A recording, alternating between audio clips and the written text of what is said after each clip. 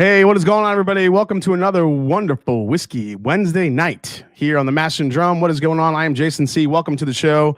Hopefully, you guys aren't having too much of a wonky time with YouTube. YouTube has been a little bit off today. Not really sure what's going on. It's been, it's not really loading. It's glitchy, but so far, I think it's working. Looks like it's working. As long as you guys are getting in and have 180 in here already, that's a good sign that it is working. So hopefully it stays that way. What is going on, everybody? Welcome to another Whiskey Wednesday night. Tonight we have a couple of really cool bottles to go through. Pointedly more the Four Roses 2025 LE, which is a bottle I look forward to each and every year. So we're going to be trying that one.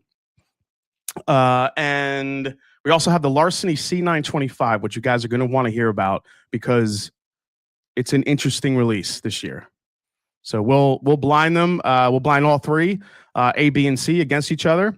See which one's out. But I don't know. That C I'll save my opinion for a little bit later. What's up, peeps? Says, oh, Black Bourbon family's here. EJ is here. Let's see. Roscoe P. Coltrane is here. And a bunch of other people. James Lay, I'm glad Atlanta beat Buffalo the other night. They haven't won anything major in 20 years. This was their Super Bowl. Wasn't there? Well, it was more of their coming out party. Like, okay, we're actually a team that is pretty good. Now the key to Atlanta is to show consistency because they laid that egg in Carolina. It's like, we can't have another game like that. So if you want to be taken seriously, you have to perform consistently. You can win some close games here and there, but you can't lay an egg like you did there. So it's also Bardstown Blitz Week. That's right. I'm leaving tomorrow morning very early to drive down to Bardstown, Kentucky for the second Bardstown Blitz number 2. Going to be getting ready for that event. So I'm only going till about 10:30 tonight, guys. I'm not going to stay on for the full 2 hours just because I got to get up real early in the morning. My mom's coming over. She's driving down with myself and Kim. So it's going to be a little bit of a shorter night, but I'll make sure I can pack in as much information as I can with you guys tonight. So if any of you guys are already in Bardstown, we'll see you tomorrow. So can't wait to see you guys. So first we have Christian Mojica. He goes first. Beaches. Cheers, Jason. Happy Whiskey Wednesday. What's up, man? Ham Turkey is here. Blitz, blitz, blitz. 96 Milli Man. James Lay, we just mentioned him. Wesley Hughes is here. See all you hooligans in a couple days. Can't wait to see you too, man. Danny Lynn is here. We got Robert again. Cars might want to delay your show. Yep, YouTube did have a large outage earlier.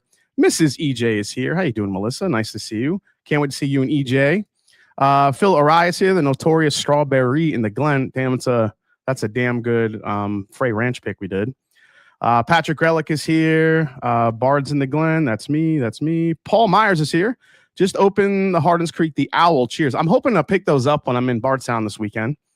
I think they're dropping in Columbus this weekend. So if you guys are interested in getting the Hardens Creeks and you're in Ohio, keep an eye out. Travis Robeson is here. Nice to see you, Trav.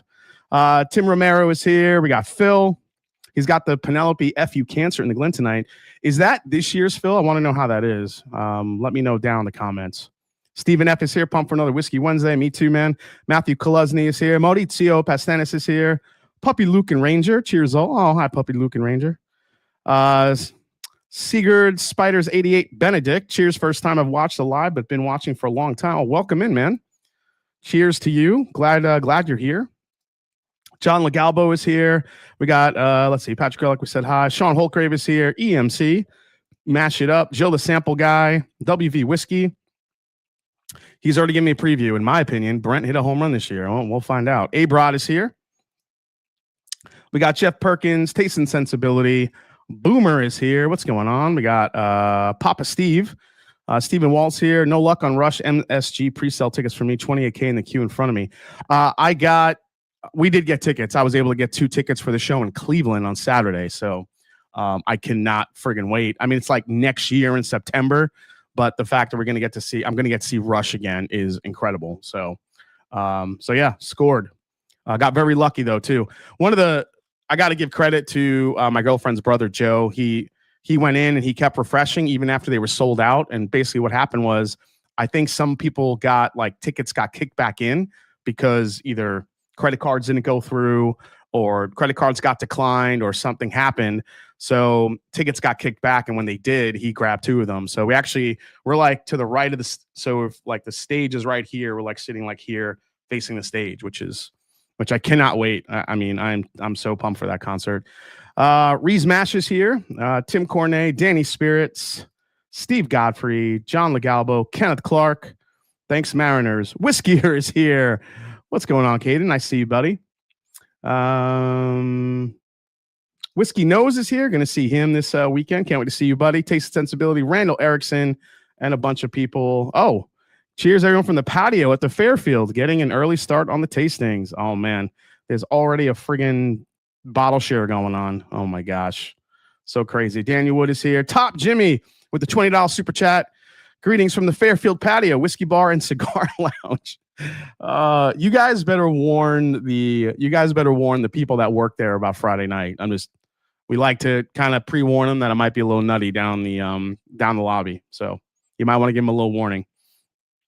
Fritzy is here and a bunch of other people. I'm just saying hi. I'm going to catch up to the chat. I need to get into all this stuff here so I can get started. So, all right. My warm-up pour is, I don't know why I grabbed this bottle because I love it so much, is the Referee's Raven. Not a bad warm-up pour, right? Cheers, guys. JD19, what's the deal with Drums and Drams? Like you both, I noticed your comments against him. All right, I'm gonna address this now before I forget and before time runs out. How do I start? And, you know, I actually hope Cam watches this, or he is watching. Maybe he's ghost watching. He's probably not. So I kind of need to get this load on my shoulders just off because I think this has become a little bit of a thing, and I'm kind of over it. And I want to thank Matt Porter, ADHD Whiskey, for, you know, I got to hang out with him, you know, a couple weeks ago when we were in St. Louis. We were kind of talking about a little bit, and I just kind of realized, I'm like, yeah, dude, you know, I'm just kind of over it with all the comments and the back and forth and people asking questions and just kind of feeling awkward when somebody brings up Drums and Drams or Mash and Drum in kind of the same context. I'm not going to get into the nitty gritty of it, but I'll just say this. I've been a dick to him, basically. And I can own up to that. It took me a little while to just kind of process all of it. So just a little bit of context from the beginning. When Cam started his channel, Drums and Drams, here in the same city as Columbus, it didn't bother me at first, but then over time, I kept getting questions, and I kept there was an echo chamber that was building of people saying that, hey, he's copying your style, and, you know, what's going on? Who is this guy? And blah, blah, blah, blah, blah. So anyway, I think over time, it just started building up where it just started, you know, making me angry and a little bit protective of my own brand. I wanted to, I could be very protective and extremely stubborn. I am my mother's son, my grandmother's grandson, Italian, old world Italian, very stubborn people. And I got stubborn about it. So anytime he was brought up or anytime I heard it about him, and it bothered me. And I think I'm ready to admit that now, how much it bothered me. And it was, you know, it never really was against him. I just think it was more about the Drums and Drams, Mash and Drum thing. Just kind of, it's like, I just felt like my brand was being, I'm not going to say, you know, copied, but there was a competition there that I felt like didn't need to be like, so it made me mad. And I've held a grudge for a long time. And honestly, I think I'm man enough to admit now that I was a jerk to him, and I've been a jerk to him. You know, we both said things, you know, about each other, and I think at this point, I just kind of want it to end. And I'm not saying that he's going to forgive me for any of this or, anything like that. But I want to say to him directly that, Cameron, I apologize, really, sincerely. I'm over this whole thing. I'm happy to support you and whatever you're doing. I feel like we should be good friends because you're into whiskey like I am and you're a drummer like I am. So, well, you're more of a percussionist. I'm just a, drummer. But I do want to apologize. I want to man up here, say I'm sorry, say that I apologize. I'm extending an olive branch. I'm not saying you're going to, I'm not saying you're not going to accept my apology, and I get it if you don't. But if you do, I'm just ready to open that line of communication, just chat, and let's just start over. I don't care what happened in the past anymore. I feel like we're two successful channels, and rising tides raise all ships. So we all should be supporting each other. I'm a big proponent of everybody being together, and it's not about the whiskey, it's the people you share it with. And I'm not really doing that by, holding a grudge, some stupid grudge that I've had for, the last several years. So again, Cameron, I'm sorry. And hopefully we can move forward from here. And that's all I'm going to say. So cheers. Okay. Yeah, I just had to let it go. I just, it's nothing against Cam. Cam's a good dude. I don't know. I had to let it go. So I'm just going to leave it there. And that's really what it was. So if anybody has any questions about, what happened, it doesn't matter to me anymore. It's water under the bridge. I'm just ready to start over if we can. Oh shit, Cameron's here. Let's talk, man. Water on the bridge is always as it's always been. I always wanted to squash this. I'm glad, dude, because I'm over it, man.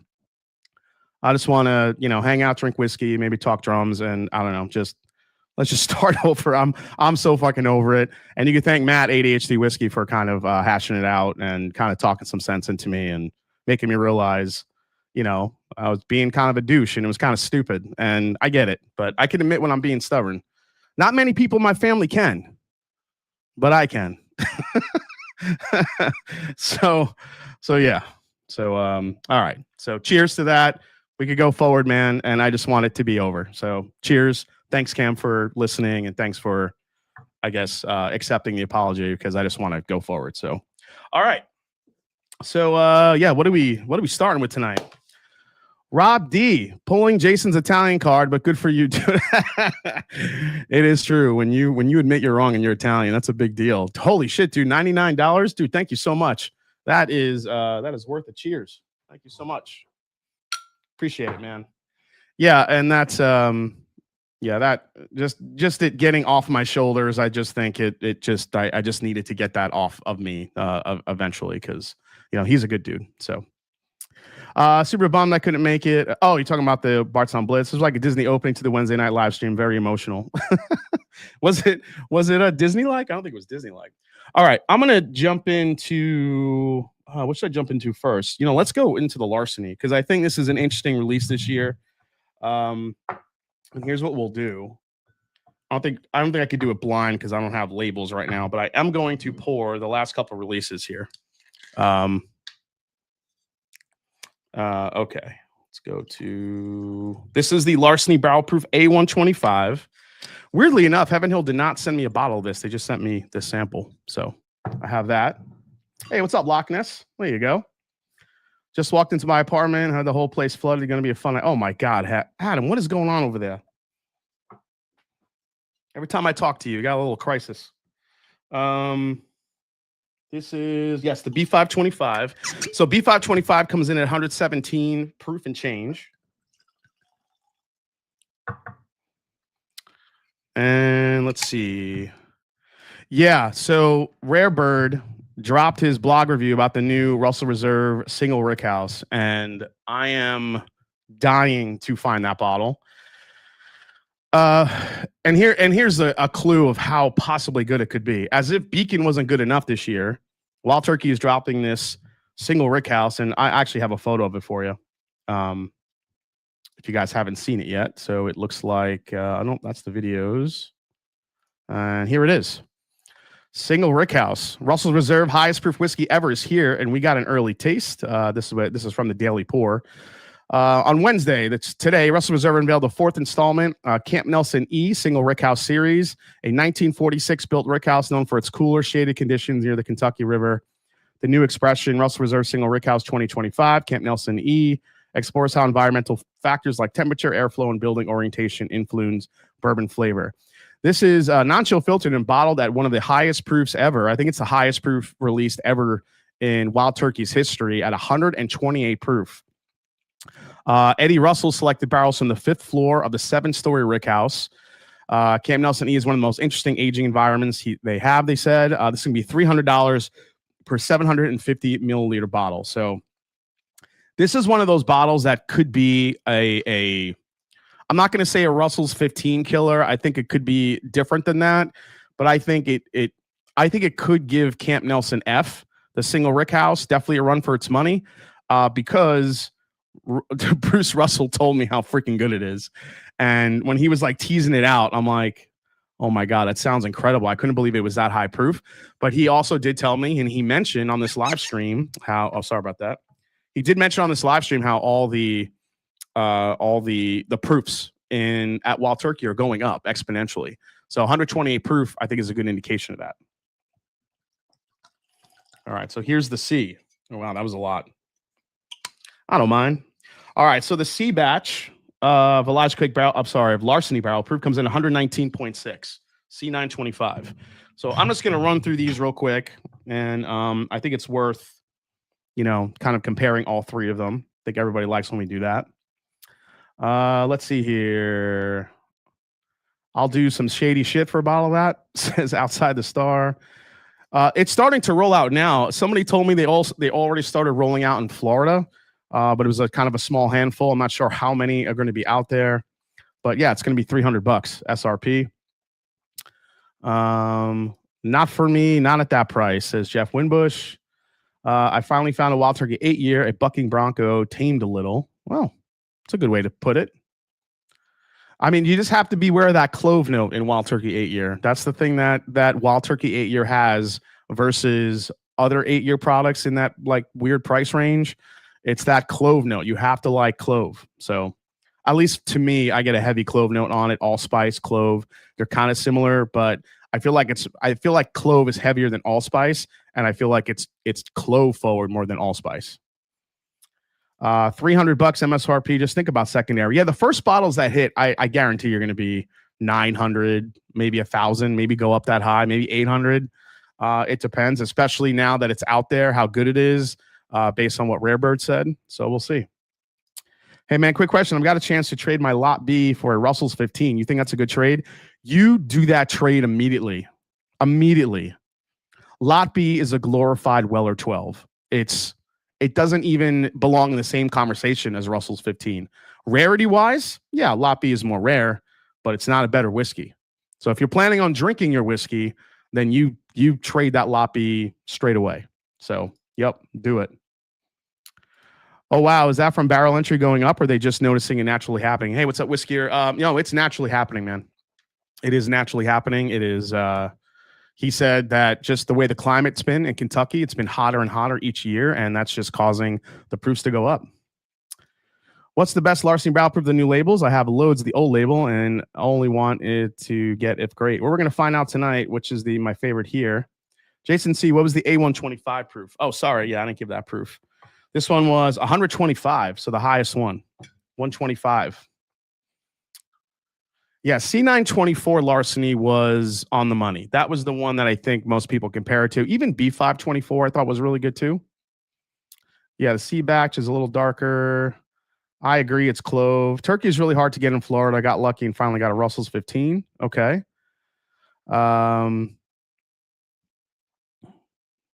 Jason, do you grab a Pinhook 10-year vertical yet? Curious to hear your thoughts on it. I get one cracking this weekend. John, no, because Mash and Journey Whiskey Club actually got to do a Pinhook 10-year select single barrel, so I just got that instead. Yeah, Dirty Birds, baby. Love it. Love it. I'm not saying, yeah, so climate warming is good. I guess in the context of whiskey, it could be good. Jason, all these LEs are 200 more, and a lot of them aren't worth the price. Which LEs have you had this year that are worth the price? David Vault, this is an amazing question because I think I've been disappointed more often than not this year with the LEs, but there have been a few surprises. I do think that the Beacon was spot on, just absolutely delicious. Parker's Heritage this year, big disappointment. I hate to say that as I'm about to head to Heaven Hill and have an event there, but Parker's Heritage this year was very disappointing. Do not pay above retail for it. Even if you want it, it's not great. It's okay. Cream soda, forward, caramel, it's light. It's an interesting blend, but it just doesn't have like darkness and richness that you like from Parker's. So I would probably skip that one. Michter's 10-year rye this year have been kind of meh. They were good. No, nothing to write home about. ECBP has been kind of a disappointment this year as well. Just not great for Elijah Craig barrel proof standards. Man, what else? I think some of the ones that I've really liked, the Star Hill Farm from Maker's Mark. I thought that was a really great release. It's something different from Maker's Mark, I thought. Hey, Maureen. Yeah, we're missing you guys tonight. The Bourbon Junkies dog the hell out of this year's Parker's too. Yeah, it's not great. I totally agree with the Junkies on that. Yep. Last year's Parker's I liked way more. I thought it was just more interesting. Even though it was an American malt, it was just much more interesting than this year's. The new Parker's is in line with CS Irish whiskey, in my opinion. Henry Turner, that's actually a good comparison. President's Rye, I love this year. I thought President's Rye was a really good release this year. I dig that rye. Overpriced for what it is, especially when you compare it to Jack Daniel's single barrel proof ryes that are on the shelf for, $70, $75, and they can get to that same proof point, and they're 8 years and 9 years old, and some of the picks can get up. I think that's kind of the thing that people have to, navigate. You either pay $200 to $250 for a President's Choice Old Forester, or for the same age, or you get it just for $80 from Brown-Forman, another Brown-Forman brand under Jack Daniels. I think that was the big issue with that. Calumet 18, I thought was really good, but I've had stuff that's better. Bomberger's PFG, I think, hit it this year. Stag 25A, I'm not really hearing great things about it. I hear it's okay batch. I still have one on the way, so I'm hoping to review that soon.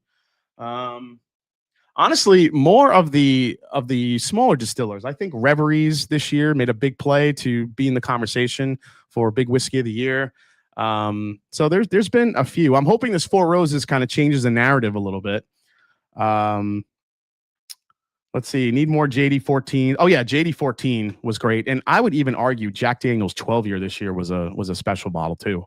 I know a lot of people that like JD12 over 14 because it's a little bit more butterscotchy, a little sweeter versus the 14, which is a little bit more tobacco heavy, chocolate heavy.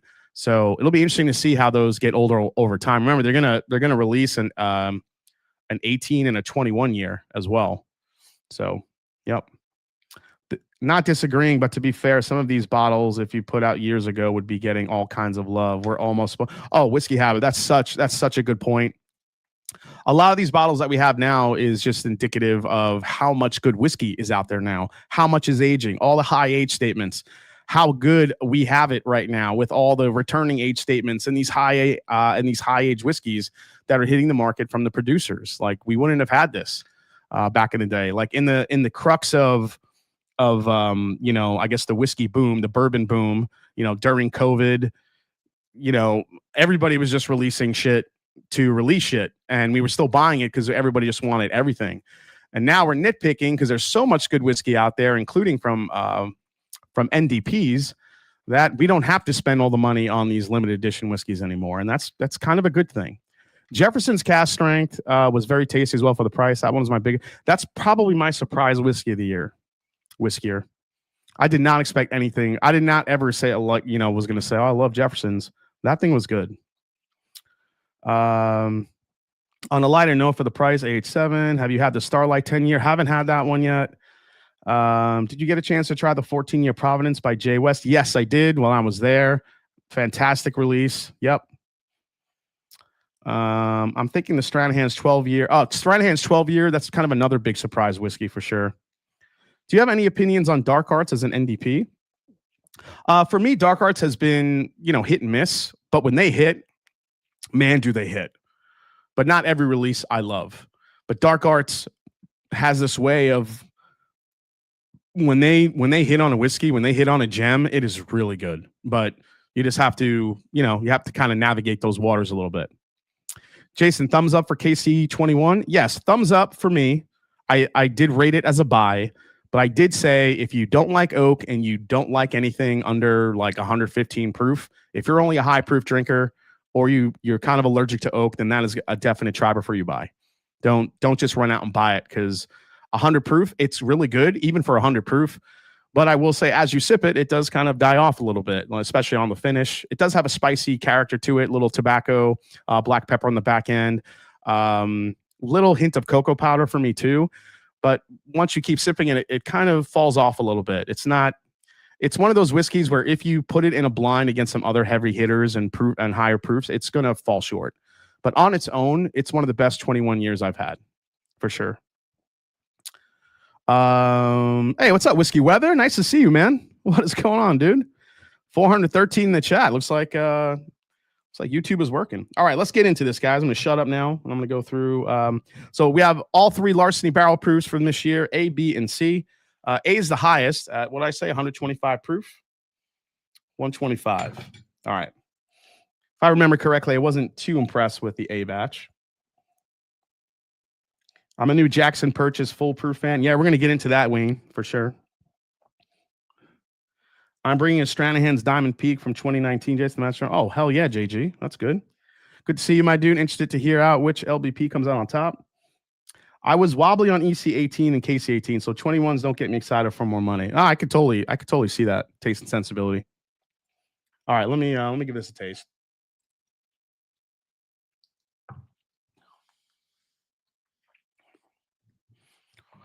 So I think this is what you expect from Larceny Barrel Proof. A little bit nutty. The weird thing with Larceny Barrel Proof, it's the one weeder I can't always tell it's a weeder. Can you guys in the chat, like if you drink or even smell it, when I smell Larceny Barrel Proof sometimes, I feel like I can get some wheat sometimes, but not all the time. Like when I'm smelling like Weller or Green River or Maker's Mark, I feel like I could smell the wheat. I don't really get that in Larceny Barrel Proof at all. Cheers, Slapshot. Is anyone bringing the 21 to the Blitz? I'm sure someone will have it. Penelope 17, Last One Motel 18 are surprise favorites from mine this year. Oh, you like the light whiskey, Paul? There you go.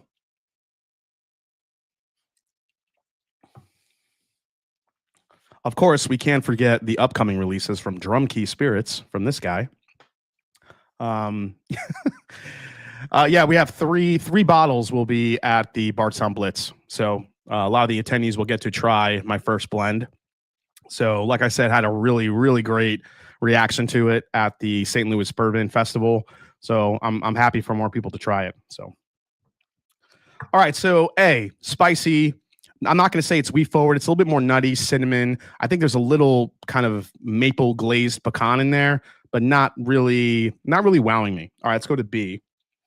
So B was a little bit lighter. Whiskey or Drum Key is fire. Yeah, actually, Kanan got to try some. So cheers. Thanks, man. To me, weeders always have that kind of grass funk, which I like, says Brian Sprigg. Yeah, but then that's the thing, dude. I totally agree, but I don't necessarily always get it with Larceny Barrel Proof. It's weird. Like when you go back and forth, this Larceny Barrel Proof coming off B, I should say A, actually has a little bit of a fruit characteristic to it. Go back to B. See, B smells weedy to me coming off of A, whereas A doesn't really get a lot of weediness. Beard Zone. Thanks, man. Jason, will there be an official Drum Key website? Yes, eventually there will be. Yep.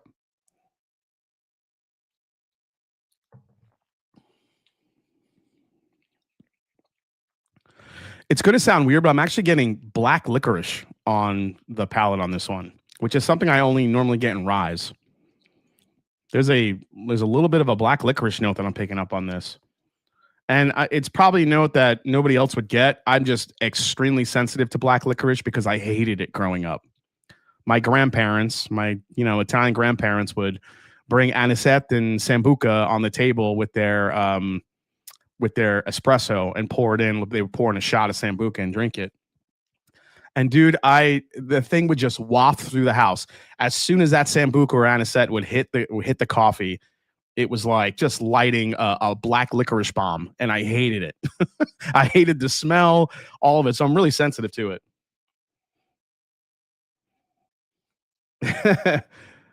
Oh yeah, Lance said he could bring it.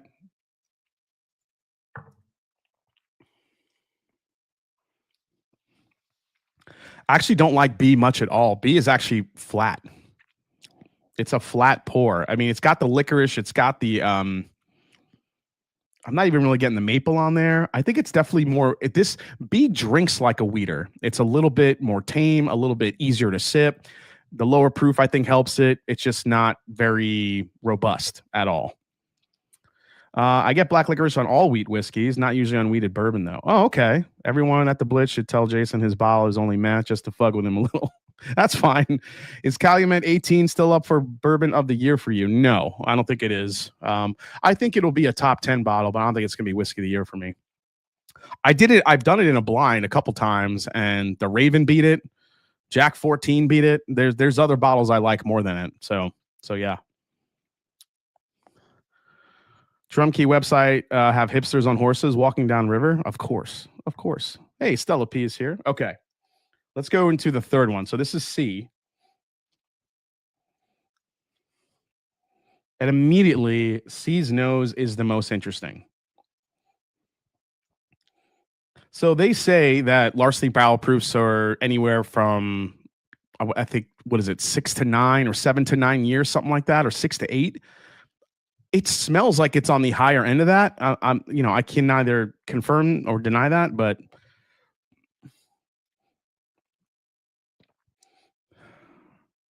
Redemption 18 is better. Wait. Hey man, quick question. I've got a chance to trade my lot. Oh yeah, Manny. I said yes. Make that trade immediately. Do not trade that lot B for Russell's 15. Yep. Lot B isn't even the same conversation as Russell's 15. Like I say, Lot B is a glorified Weller 12.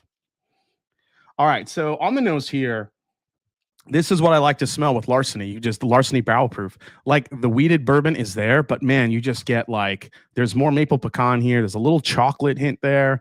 I think there's some fruit characteristic. It's a little bit more layered. Sigurd Spiders, Jason, a few months ago, you mentioned having to throw away several bottles because they went bad.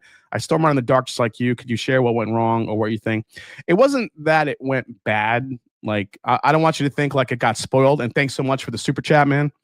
I really appreciate that. But it was more like I've just had them for like more than 6 years.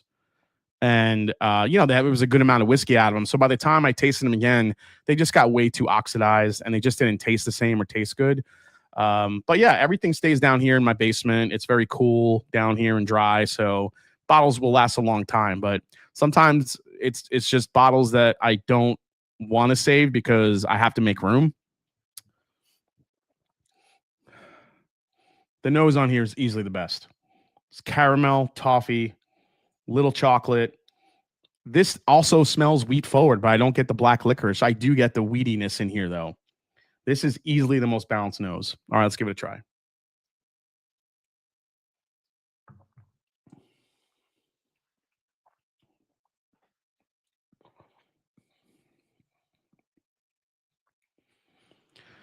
So, we were somebody brought up the wheat funk. C925 has the wheat funk. And I feel like I'm going to have to get used to this a little bit, but it's good.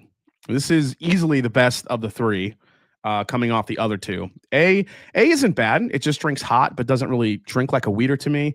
B is very flat. It drinks like a weeder, but it doesn't really have the little nuances of rich fruit, of sweetness that I like in a good weeded bourbon. But C, on the other hand,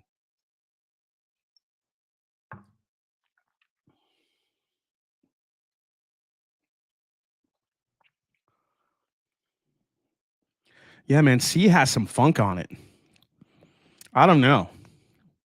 It's the best one, but this like you have to like some wheat funk on this one. At least my bottle. Now I will, always be transparent. Heaven Hill sent me that bottle, and it's a funky weeder in a good way. I think there's a little bit of like that wet like that grassy note that you get with weeders that's here. Larceny over EC 2025. I really liked B. I really liked EC. Sorry. I really liked Elijah Craig B25 this year. I thought that was a great release. I know I said they weren't that great this year, but I think B is worth mentioning.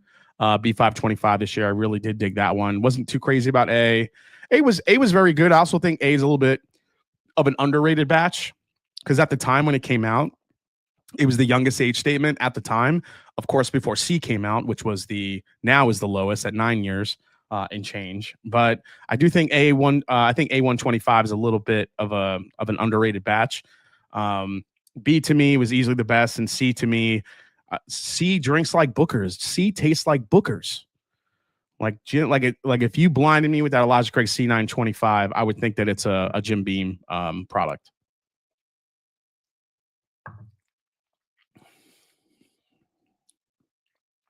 And I feel like the more you drink this, the sweeter it's getting. That wheat funk is there. I can't say that C925 is going to be a big favorite for people because it is funky, but it is the most interesting of the three. Easily the most interesting. It's got finish. It's got heft. It's not too hot. It's not too soft. It's right where it should be. It's got good texture, but it's funky. It's a funky C925. So if you like funky weeders, C925 is going to be where it's at. What's the most you guys would pay for the ECB 525? Says Stephen Ebb. I still wouldn't pay over retail for it. Maybe 80, maybe $90, but I wouldn't go over that for it. Anyone ever from You Booze? I got ripped off on that one. That just sounds fake. Thoughts, Elijah Craig Batch 6 Hazmat? I mean, I like the B batch. Maybe I need to hunt the C. Sounds like the one for me. Yeah, Brian, if you like funk, man, get it. What is your favorite Larceny barrel proof? I still think it's the C924. I still think will be my favorite compared to this. I can grab it real quick. It's actually right there. Give me 1 second. Oh, here's another interesting releases this year. These Elkwood 18 Bartons, they're really good. So I feel like most of the good stuff this year is coming from NDPs.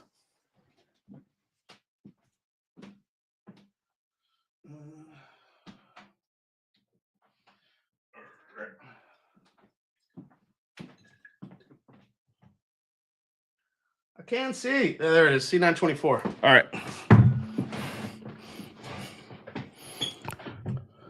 Jay, do you have C920? Oh, sorry. Do you have C923 from Larceny? Yeah, somewhere back there.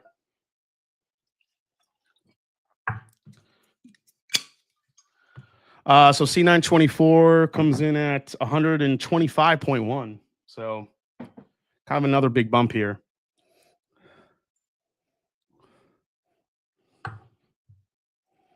Oh, okay. So when you compare noses, C924 actually comes off a little darker, which is nice. Jason, I got a pet peeve for you. When someone turns on their windshield washer fluid on the highway and it sprays your car, it's like someone splashing pee on your shoe in a party. Oh, shit. Yeah, that's a good one. That's a good one. You haven't had Penelope 13 year yet, right? No, I have not. Jeff Winwich following up. How long should a bourbon sit before opening it, or is that even a thing? How long should a bourbon sit before opening it? You mean like just an unopened bottle? How long should it sit? As long as you're keeping it in a cool, dry place, there's no time, frame on that. So as long as you're like keeping it stored properly. Wait, Jason got up to grab an HH product and didn't fall off the chair. Shows us that beautiful fall footage. I haven't played in a while, so if you guys want to see me fall on my ass, yeah, sure. Here we go.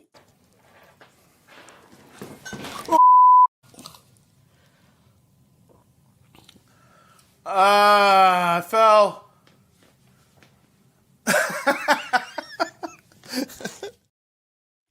That's old school right there.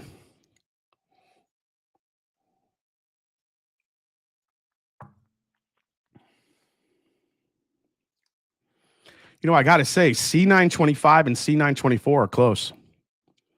I think actually C924 somehow still comes off a little bit more rounded and older than the 25 does.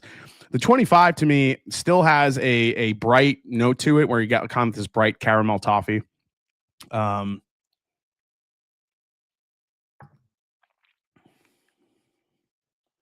the C924,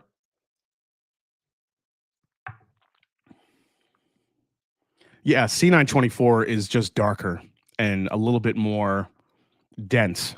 Brown sugar bomb when you compare. So if you're a big fan of C924, I highly recommend C925. Easily the best one of the three this year, but you have to like that wheat funk. If you don't like that wheat funk, you might want to try before you buy. So there you go. That was fun. B523 was strawberry forward. Yeah, I think I remember one of them having some good amount of fruit on them. I always feel like I should follow that video up with the old school video of the life alert lady. I've fallen and I can't get up. So, all right, let's get into this bottle real quick before we get into the Four Roses. It's already 9:44. Okay, perfect. Good timing. Thanks for understanding, guys, tonight. I did want to, I do want to pop off of here at not 10:30 p.m. instead of 11 like I normally do, just because it's going to be an early, long day tomorrow. Let's just get this poured, and I'll tell you a little bit about this. Let me get the bottle cam on. I want to show you guys this here. Okay. Just want to say that you gave me a lot of good recommendations. Thank you sincerely, McLaren, Jason. Oh, yeah, I appreciate that, John. As long as you're happy with what I recommend, and our palates are aligned, you're good to go, man. Any C922 laying around, I got fond memories of that bottle. Larceny C920, I probably have it back there somewhere. I have so many Elijah Craig barrel proofs. Maybe I'll turn the camera here and I could show you the shelf, and they're just all lined up. Hold on a second. Maybe I can do that here. I don't know if you'll be able to see it, but let's see if this works here. Oops. Is this working? Oh, here we go. Is that on? Do we have a full battery? Yes, we do. All right. So I'm going to see if this can work here. All right. You guys see that shelf there? There it is. Now, I don't know if you could see. So that shelf right there, you could see the Heaven Hill up front, but all the Larcenys and Elijah Craig barrel proofs, there's literally 4 rows of them just going all the way to the back. So plus I have some on the floor. Plus I have some here in the whiskey room with some of my distillers on the wall. So it's there's a lot going on there. I don't want to make you guys sick. So let me show you this bottle here. This is the Jackson Purchase. This is a bottle that probably not a lot of you guys know about, or you're kind of wondering who the hell is this, but it's in there. So they're located in the westernmost point of Kentucky. They've been quietly producing bourbon and whiskey for its clients, including Cask X since 2021. At the beginning, there were no plans to come out with their own branded product, but after a few years of expansion and growing interest in the company from customers, the team has changed its mind, and the first Jackson Purchase bottle is now on shelves in Kentucky here in September. So let me put this back. So Jackson Purchase was doing a lot of contract distilling, but now they decided to come out with some stuff on their own, as it said. So they did a launch party for the new bourbon. It's a 4-year-old foolproof blend of barrels bottled at 117.8 at the Jackson Purchase offices in downtown Louisville. Master Distiller Craig Beam, formerly of Heaven Hill, and Assistant Master Distiller Terry Ballard, formerly of Willett, talked about the distillery's humble beginnings and what brought them on board. So let's see here. Let's see. It's such a dark animal that I would have a bet $20 it was older than 5 years. So yeah, so everyone's saying that it actually tastes older than it is. So let's test that theory. What's your favorite year for Larceny releases, DJH? Man, I would have to go back, dude. I don't. I feel like there were some. I feel like the 23s were really good. You had a couple of those 21s, but I don't know why the 23s are sticking out to me. So, yeah, I just said Burby. Let's get some Burby. Yeah, this is a 4-year. It's got a nice color for a 4-year whiskey. They're doing something good over there at Jackson Purchase. Let's check it out. Hey, what's up, Bourbon Jerks? Yeah, it was the 23s, Phil C. Yeah, I'm pretty sure it was. Jason Kobe also loves a good Burby. Ooh. So this is caramel corn.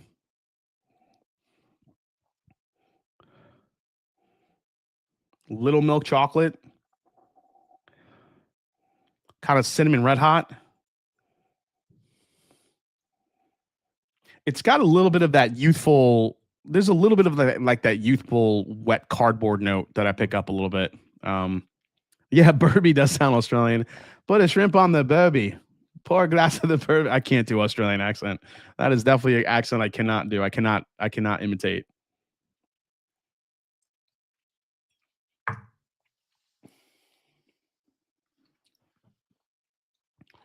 Oh, holy shit. That does not taste like it smells at all to me. That is way better on the palate than it was on the nose. Okay, Jackson Purchase. Even coming off the Larceny. Oh yeah, MSRP on this one. Let me see if it did say what the MSRP was. Does it say what it was?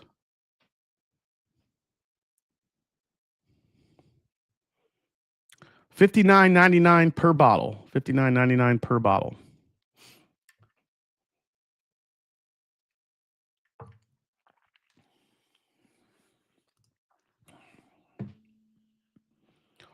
Dude, this tastes like candy apples, like drizzled with chocolate. That's what it tastes like. How much influence does the char level of the barrel have on the color and taste? MT Dobbs, good question. It could have a lot. I feel like the more of a char you give it, the more color it's going to get quickly. That doesn't always mean it's going to be better. Darker whiskeys, I think, when it comes to bourbon geeks, when they see a really dark whiskey, it kind of it piques our interest for sure. But just because it's dark, it doesn't mean it's always going to be delicious. I think more often than not it is, but it doesn't always mean it's going to be good. Sometimes it's over oak. Sometimes it gets too charry, where the char will kind of overtake the sweetness and it'll get drying and it'll get a little bit bitter. That could definitely happen. I think where you do run into some issues with like a darker char is either double oaking or even toasting. Toasting you don't generally get a lot of super dark color with, but double oaking you could. But I think all in all, no matter what the char level is, it's always going to depend on where and how it was aged. Whether it was aged high in the rick house, or it was aged low in the rick house, or whether what those temperature fluctuations were like. Minix 20 Larceny C925 was second and A123 was third. Yeah, I do remember that. Yeah. Any idea on the mash bill, or did I miss it? You know what? I don't think they listed a mash bill here. Let me see. Oh yeah, sorry. 4-year bourbon has a fairly standard mash bill: 70 corn, 20 rye, and 10% malted barley. Beam said he likes to keep the malted barley at least around 10, so he does not have to rely on added enzymes in the fermentation process.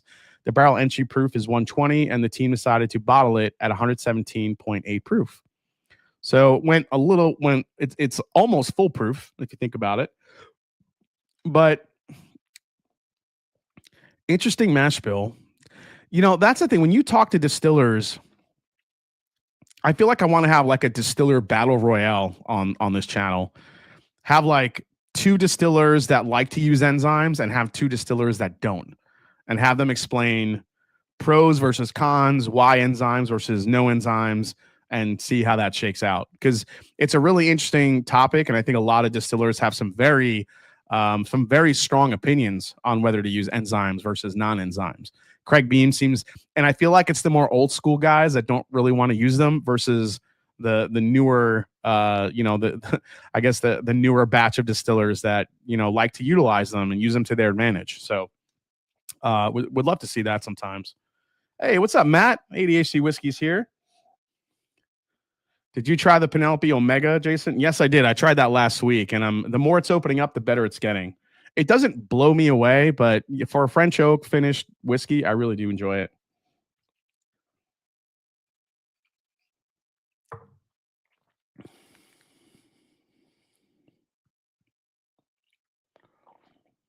There's a bright fruit characteristic in here too.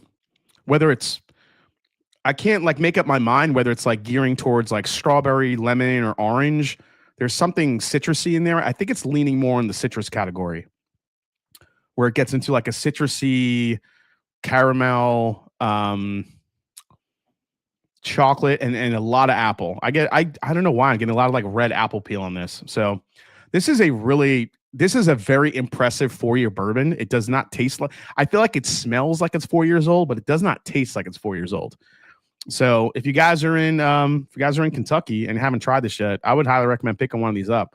It's a solid little bottle. I dig it. Do I wish it was a little cheaper? Yeah, I'd probably feel better paying $40 for this. But it's their first release. They've been contract distilling for a long time. Kind of cool to have the first release ever.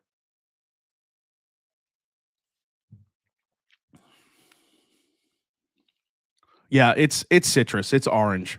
The more I sip it, it's orangey. It's definitely orangey. You know what it reminds me of a little bit? And I know it's Craig Beam, but it reminds me of Old Grandad a little bit. Old Grandad Bonded, when you get like that heavy citrus note within Old Grandad, I feel like that's what I'm getting here.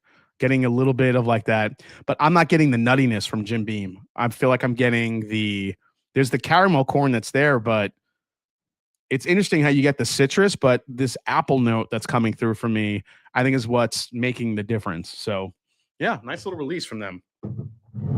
All right. Love it. Mrs. EJ, we happen to be in Kentucky. Yeah, there you go. Matt Porter deserves a Nobel Peace Prize for getting Jason and Cam back together. Yeah. Oh yeah, congrats to ADHD Whiskey. Congrats on the 1,000 video.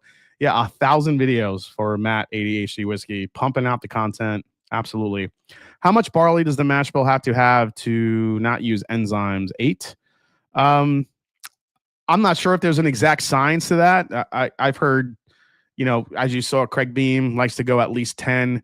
If you talk to Greg Metz, formerly of MGP and currently with Old Elk, he likes to use a lot of barley because 1, he doesn't have to use enzymes. 2, he likes the fact that barley can make the whiskey a little bit softer, especially on the back end. But he also likes the fact that the more barley you get, the more alcohol production you can get when starches turn to sugars, and basically the barley helps that. So I think there's probably some different theories on that, but I think if you have a high barley content, and I think Old Elk uses like 18 or 20%, they use a lot of barley. So that they're on the higher end of things. But if there's a threshold, whether it be like 8, 10, 12, if you're using less for enzymes, that would be interesting. I've always wondered how much barley Buffalo Trace uses because, their whiskeys are so sweet and we feel like it's a high corn mash bill. So yeah, how much barley are they using? Like, I was always curious about that, but maybe we'll never know. Okay. Have you tried the 9-year Penelope Tokai? Yes, Albert. I'm not a Tokai guy. That I did not mean that to rhyme, but yeah, I'm not big on the Tokai. I think when Tokai hits, it could be really delicious, but I've had mostly misses with Tokai barrels, unfortunately. I think Penelope has a good one. I think they're one of the better ones that are out there, but I wouldn't run out and look for and hunt it down for sure. Oh, Old Elk is 34%. Damn. Is it that high? Yeah, they use a lot of barley, dude. They're definitely not using enzymes. That's a shit ton of barley. Jason, any thoughts on the new Hardin's Creek releases? Danny Spirits. I think the bottles look like tequila, which I'm not that crazy about. I think we've talked about it before. Jim Beam's marketing people, I think, are bored because all they do is keep coming out with new extensions of their product line. And I think they keep wanting to redo bottle designs. I really like the way the Hardin's Creek bottles looks. They were kind of nostalgic. And then they changed them. Now they look like tequila bottles. They're like green and all this weird, the beaver and the oak and the Humpty Dance and all these weird freaking names they put on them. Humpty Dance is not a real one. I don't know why that popped in my head. I was listening to old school hip hop earlier. I think that's why it popped in my head. Dude, if there was a bourbon called the Humpty Dance, I'd buy that shit.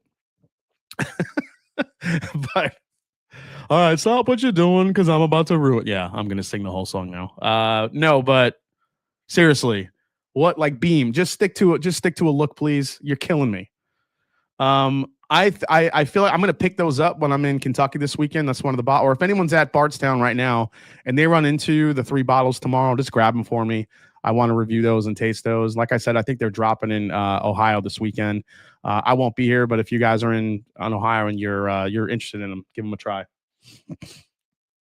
I'm just curious. I think the beaver, is it the beaver that everyone's saying is the good one? I think. Plus, you gotta have some balls to be like, we're gonna name this shit the beaver. Like, what are you doing? Oh, owl. Owl's the best. Owl is the one that's the best. Oh, mushroom. Yeah, there's mushroom. Yeah, dude. I don't know what's happening. Like when you see mushroom on a bottle, like that doesn't sound appealing. Like, what is Jim Beam doing? Beaver is sweet. Owl is oaked. They described why the name, says Mark Evan Ecker. Did they? Oh, I gotta read that. I didn't see where that was. I did not have a digital underground reference on my card tonight. That's right. It's bingo time. And that means it's Four Roses time. Okay. Is this going to be one of the better LEs that I've tried this year? I cannot wait. Gotta love the beaver. Depends on the mushroom. Oh, here we go. The Humpty Dance is your chance to do the hump. Do the Humpty Hump. Do the Humpty Hump. All right, I'm going to stop now. I just really enjoy that song. All right, here it is, guys. The Four Roses 2025. There's the neck tag. It says 2025 on it. And there it is. Small batch 2025 barrel strength release coming in at 54.5%. That is 109 on the dot, 109 proof. So now, I'm sorry, not 109. It's 100 and, is that 109? Yeah, it is 109. I know math. I love the barrel strength store picks. Four Roses is so underrated in my opinion. It is. I still think Four Roses never gets its due most of the time. I always peg Jason as more of a MC Hammer fan. Oh, I liked MC Hammer too. Oh my God, that smells good. Okay, I'm just gonna let that sit for a bit. What else? Was there any other like news stories that I had to go through tonight? No, that was it. Let me show you the bourbon meme of the week before I forget. Bourbon meme of the week. All right, here we go. So I think this meme completely captures where whiskey is right now, especially bourbon. Because there are so many bourbons, I think the one attribute that bourbon has that is completely selling bottles no matter what is this. Bourbon sales are down in 2025. Release the Hazmat GTS. I think Hazmat has become much like Bottled and Bond has become, or much like I don't know, what do you want to call it? Single Barrel Select, or any marketing term you could think of. Bespoke, all of it. Hazmat has become a huge marketing ploy for a lot of distillers. If it's Hazmat, it seems to still spark a lot of interest, especially in bourbon geeks, no matter what the age is, no matter what it is. I think this perfectly exemplifies exactly where some bourbon drinkers are right now, where it comes to, doesn't matter but if it's Hazmat, it's like, oh, I'm not buying that. Like, how many people do you know are like, I'm done with Elijah Craig Barrel Proof? But I guarantee you, if Heaven Hill came out with like, even if it was a lower age, if it was 10 years old, but that shit was 141 proof, you don't think people would be lining up to get that bottle? Hell yeah. You can't deny it. It would happen. Yeah, the GTS is going to be crazy numbers on secondary for sure. Yep. Yeah, 160 proof. Blue Run about to drop Hazmat after hearing Jason say this. Isn't Hazmat typically 100? Yeah, I mean, to be Hazmat, you have to be 140 plus. Barton is selling all their good stuff through NDPs, 9-year Hazmats that are banked. Yeah, exactly, Aaron C. Man, call me a lightweight, but I just don't enjoy the super high proof as much anymore. I sit in the 110, 120 range. Yeah, Dan, I think that's where I am, Dank Oak, that's where I kind of like to live these days. But man, when there's a hazmat that drinks not like a hazmat and is just full of just incredible flavor, that's what you want. Yeah, let's get a hazmat beaver. Sebastian Cole. That's funny shit. I don't know why. Like, can somebody use chat GTP and just put in, make a cartoon of a hazmat beaver and just see what comes up? I'm gonna do that shit right now. Let's see what chat GPT thinks a hazmat beaver looks like.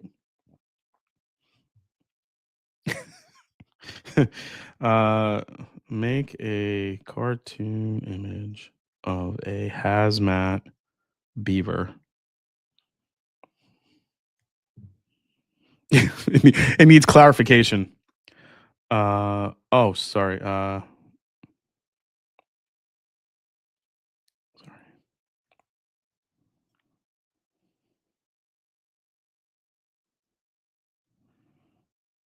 All right, it's making it. Let's see what happens. Do agree with the Has hype is weird. I like 110-ish. We'll say 2012 GTS 142 is one of the best whiskeys I've had to date. One pour is at a bar. Yeah, I mean, I think there's a time and place for Hazmat. I think when Hazmat has a high age, like with light whiskey, it gets up there, it gives it some depth, it gives it some soul. But when you just kind of releasing like a 4 or 5 or 6 year at Hazmat, I'm not going to say they're all bad. Some of those could be good, but for the most part, a lot of them just drink real hot. So it just depends. Okay. Let's get into this one. Jason, you were right. Not a single bottle of American whiskey in Toronto. However, I did find the Canadian Club. Yep. There you go, man. All right. Let me pull this up here. I think I have the Four Roses. I've got to pull up the details for this one. Four Roses 2025 LE. Okay. I forgot what the ages were in here off the top of my head. So, bottled to barrel strength, the 2025 limited edition small batches built around the two standouts. 13-year-old V batches, delivering luscious notes of, the addition of a bold 19-year OESV and OBSK. Let's see. And all right. So 109 proof, age 13 and 19 years. So you have 13-year whiskey and 19-year whiskey in this blend. All right. Let's go.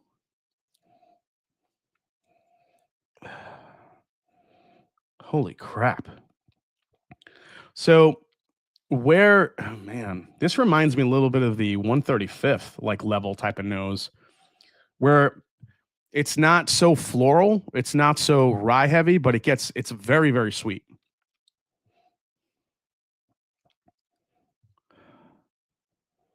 Extremely fruit forward to me. This is black cherry all day for me. It is really, really nice on the nose. You get your leather, definitely some old like whiskey in here for sure. Do you think the secondary price of GTS will drive up the prices of their other vintages?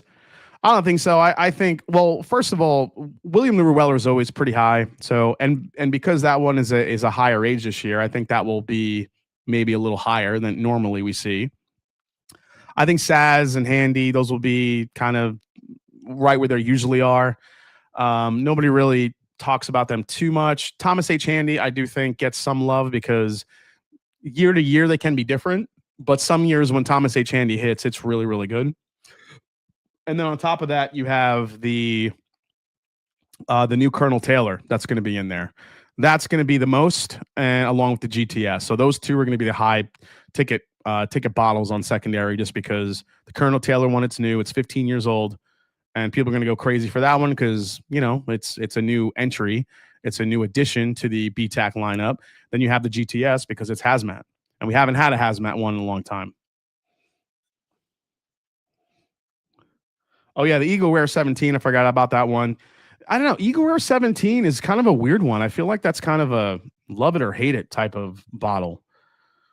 Like the one that I was able to get a few years ago, I wasn't that crazy about. It was okay. It had a lot of oak on it. It was sweet, but the lower proof for me, it just kind of killed the experience. That there was no finish on it, and that's what kind of killed me on it. So,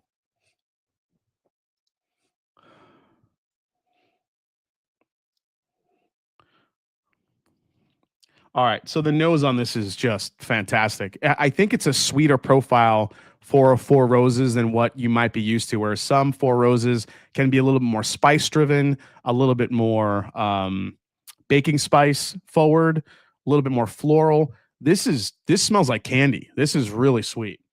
All right, let's try it. I'm excited.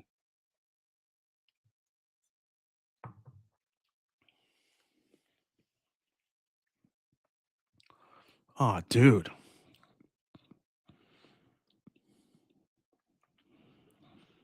Still going. you guys you guys are killing me with the beaver comments. Oh my god. Wait, hold on. What's going on? Oh, let me log in here. Hold on. Okay.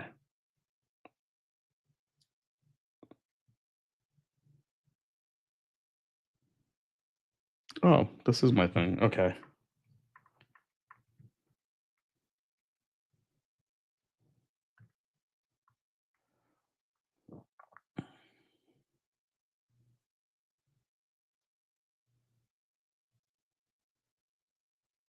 Oh.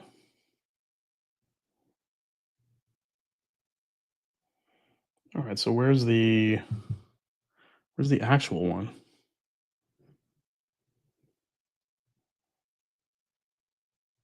Oh, okay.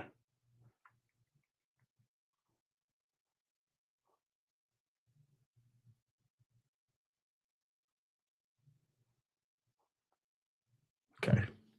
That should work.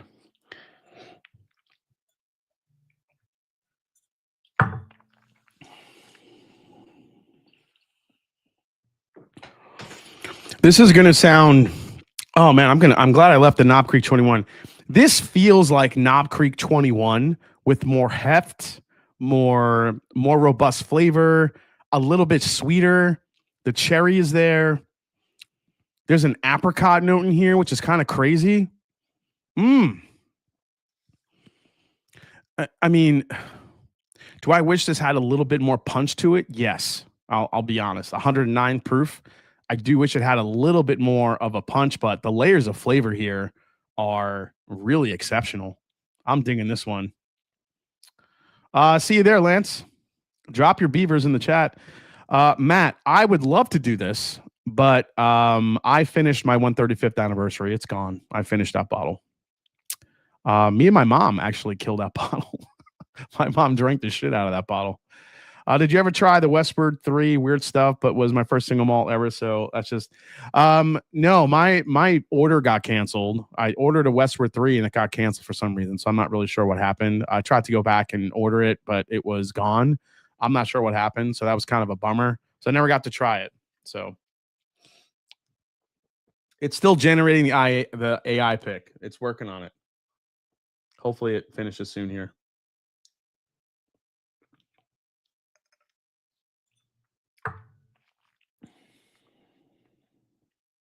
Oh, this is so good. This has like a old dusty like bourbon type of feel where you get, oh my gosh, that's so good. It's so much sweeter than your usual, at least the past few LEs. Like if I'll grab the 2024.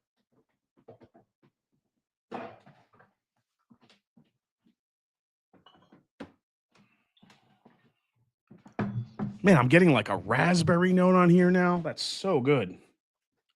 All right, let's do this. Let's do the 2025. Let's do the 2024. Now, the 2024 came in at 54.1, so pretty close. Whoops. Switch that back. And just for shits and giggles, I'm going to throw the KC21 in the mix here.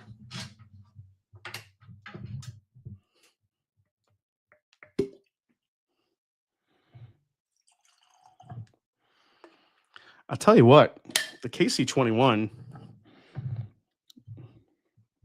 looks to be actually the darkest of all three of them.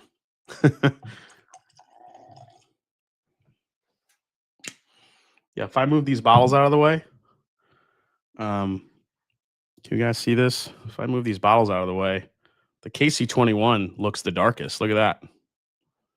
Interesting. Good color on the Four Roses 25, though, but KC21 looks a little darker. All right, let's get into this. This will be a fun... God, how long does this thing take? Go. Okay. Hot take. Of last 4 years, Four Roses, 22 LE is the best. So Jeffrey Miller. I actually think I still have 22 left.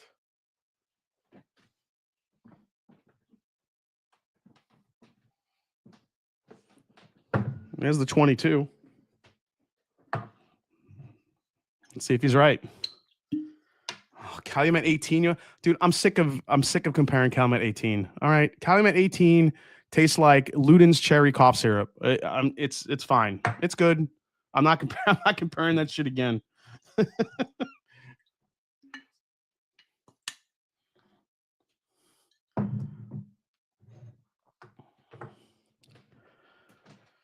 Hunter Therian says, my favorite Yankees fan? Where? Not in here.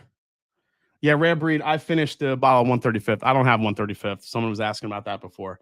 All right. Knob Creek 21, LE 2024, LE 2025, LE 2022. There you go. Jason, it takes a big man to do what you did tonight. Love both drum channels as a drummer. You both have great palates. Looking forward to some joint picks. Cheers. Thanks, man. I appreciate that. It just felt it needed to happen at this point. Over it. So I appreciate that, man. Okay. Knob Creek 21 here.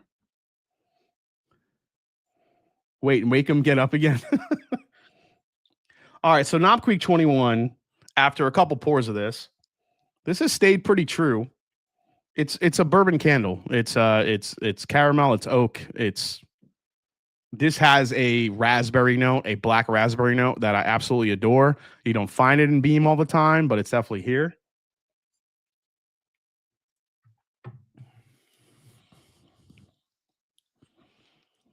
The oak is strong.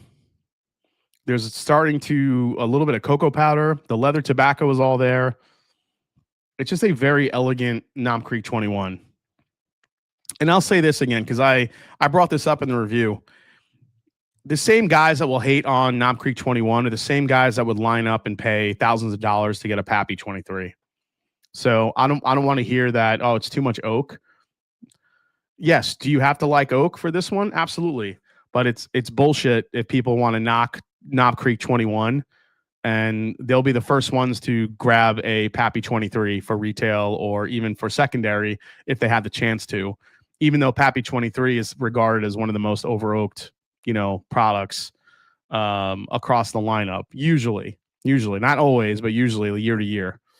So I don't want to hear all this like shit about, oh, it's over oaked. Like, anybody complaining that Knob Creek 21 is over oaked, I would guarantee that they would buy a bottle of Pappy 23 if given the chance. So don't give me that shit. Top 5 Bijans. I think Bijan's top 5 runs are against the Bills. My God, he just went off. Loved it. All right. Or they will buy a purple top. Exactly. It's just that Jim Beam and Knob Creek isn't as rare as like some of those. So they're happy to buy the rarer bottle versus, even though this is a really quality bottle, they'll, make fun of this bottle versus getting a Pappy. What bottles have quite a lot of oak? says Tara. Like bottles that you can find, bottles that are available. I mean, Elijah Craig Barrel Proof can get a little oak driven. It depends. Depends on the batch. Old Grandad 16. I mean, anything that's double oak, that's charred. I would even say Cooper's Craft has a good amount of oak. Cooper's Craft 100, that's kind of a cheaper bottle that has a lot of oak. Michter's 10-year will have a lot of oak. It just depends. Knob Creek 12, I think, has a good amount of oak, but it balances out the sweetness for sure. Elijah Craig 18, that's a really good call out. That bottle has some oak on it, man. That thing's got some oak for sure. What you want to find are the bottles that balance the oak and the sweetness kind of perfectly. So, which isn't always easy.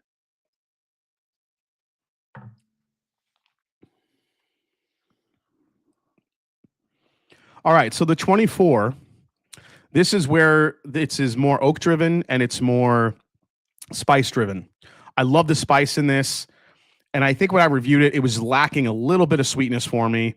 But I do like this one. It's more of a straightforward Four Roses profile that you're used to, especially for like the, a little bit more of the spice driven yeast strains for this one. If you're talking about like the Fs, the Ks, along those lines.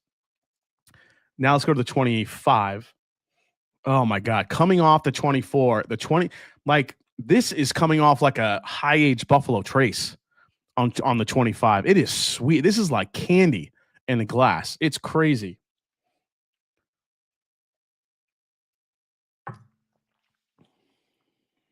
Dude, it's so good. I just wish it had a little bit more punch.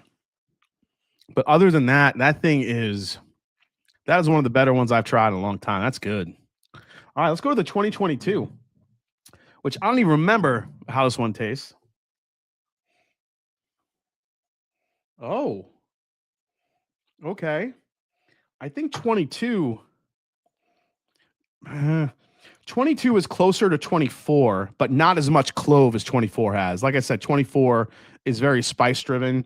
I think 22 has a little bit more of a guidance between spice and sweet, but I don't think it's nearly as sweet as the 25. Bourbon on the Bayou. What's going on, man? KC21 is NASCAR. Pappy 23 is F1. Doesn't mean it's better, but people sure as hell think it is. Whiskey Habit. That's a nice way to put it.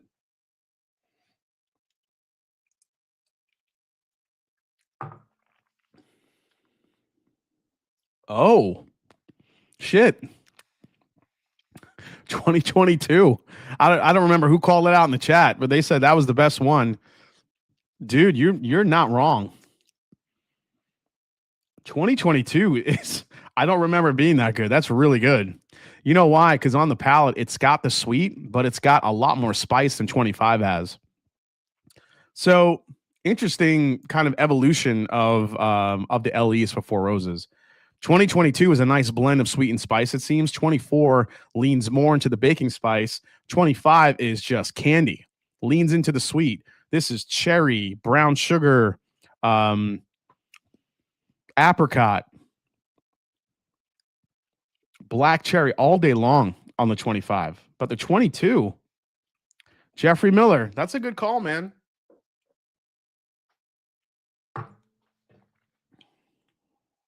Dude, I like the 22.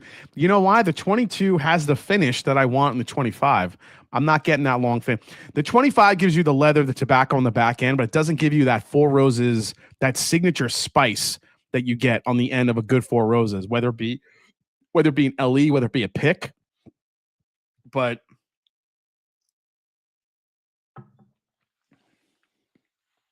I'll tell you what, if anyone got a Four Roses 2025, they're going to be really happy because that shit is just straight up candy in a glass.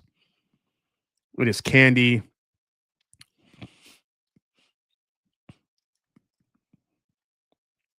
It's like you're eating candy on one side of your mouth, and then you're chewing on a piece of leather on the other side. That's what it feels like. But the candy sweetness that 25 has is really good. Blend them. Okay, Jason, I'll blend them. So what do we got here? We have a little bit there and a little bit here. We're pretty much even. So I'm just going to go 50-50 blend here. I'm just going to pour the rest of that in there and see what happens. So we just blended the 22 into the 25. Let's see how that works. So they're either going to nullify each other, just as someone who's been trying to learn to blend for the last several months. This is either going to nullify each other and kind of cancel each other out, or you're hoping the 22 gives the 25 a little bit more spice, but it keeps the sweet. So maybe I should have done a little bit, just a little bit of the 22 rather than pour the whole thing in. But let's see what we got. Oh, no, it definitely gave it some more punch on the nose for sure. What's the order here? I think for me, I think the 2024 Four Roses is last. I would put Knob Creek 21 right after that. So third, essentially.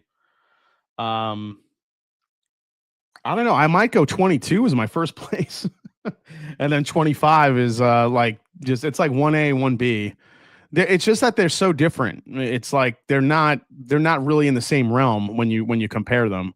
22 is sweet and spicy. 25 is just sweet. So it's just going to really depend on what your palate wants. I can't sit here and be like, I like this more than the other because your palate might be better off with sweet whiskeys rather than spice. It's just depends on what your palate likes. But for me, I think there's a distinctive difference between the 25 and the 22, just being a blend of sweet spice versus mostly sweet in the 25. You get sweet and you get age in the 25, which is really nice. It's kind of like I did say it kind of came off like a Buffalo Trace product. This is like a stag level type of experience, but without the big proof point. So it's the cherry, it's the oak, it's the leather, it's all that stuff, but you're just not getting the big punch of proof that you like in a stag with this particular 25 Four Roses.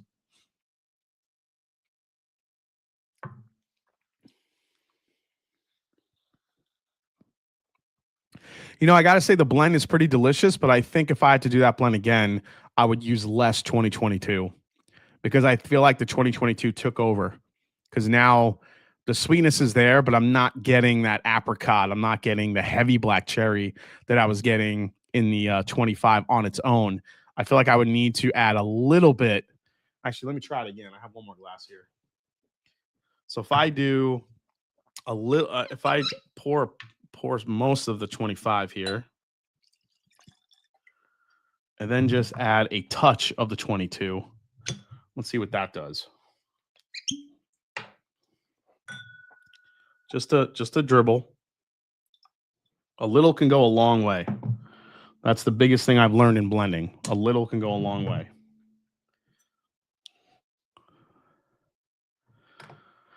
Oh my God, 10:26 already. Wow. Yeah, sorry I have to jump off here a little bit earlier than usual, guys.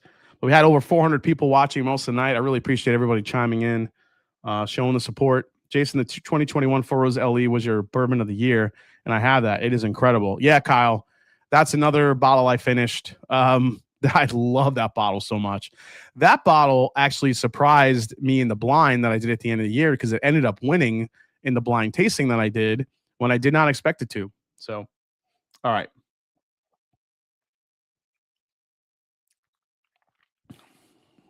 That's the move right there. That is the move. If you have Four Roses 25, you pour, give yourself a good 1.5 ounce pour. Just pour a drop of the 22 if you have it in there.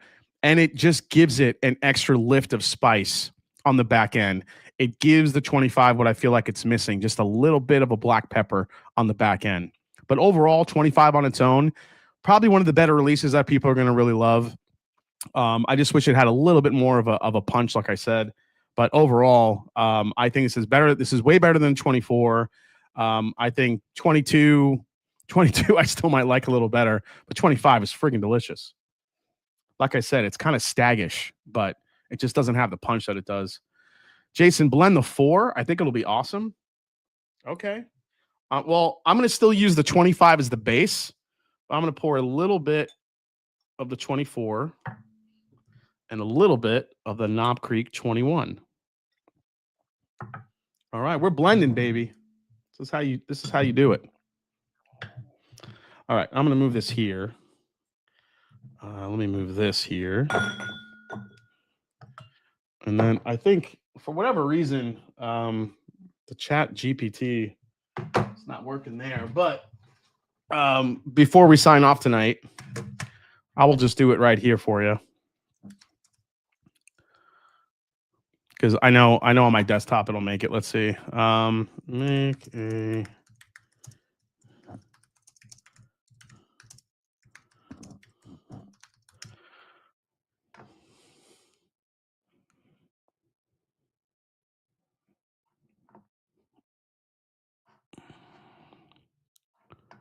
yes.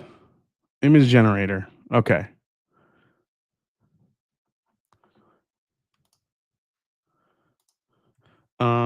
Let's see. All right, so it's gonna generate that. That should actually work a lot better than on my phone for whatever reason.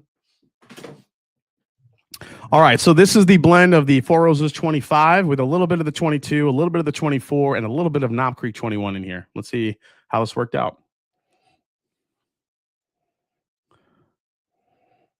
I mean, the nose is fantastic. It's less sweet with all these in here, but man, the oak and the that leather really comes through. I wonder if this sat longer, if it would just become like a furniture varnish type of deal.